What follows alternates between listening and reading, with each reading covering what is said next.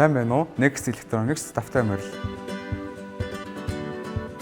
1938 оноос хойш тасалтгүй үйл ажиллагаагаа явуулж байгаа цахилгаан барааны томоохон брэндүүдийн нэг болох Samsung брэндийн хөрөгчийг танилцуулах гэж байна.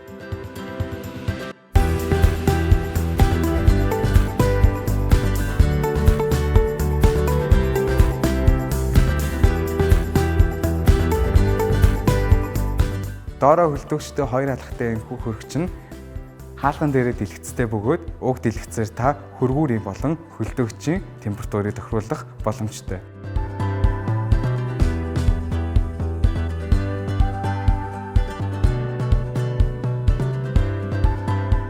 Дижитал инвертер мотортой тул дуу чимээ болон цахилгаан цэцүүлэлт бага.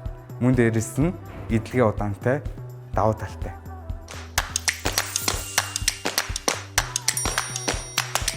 290 литрийн багтаамжтай энэхүү хөрөгч нь хөргүүрийн хэсэг нь 192 литр, хөлдөөчийн хэсэг нь 98 литрийн багтаамжтай.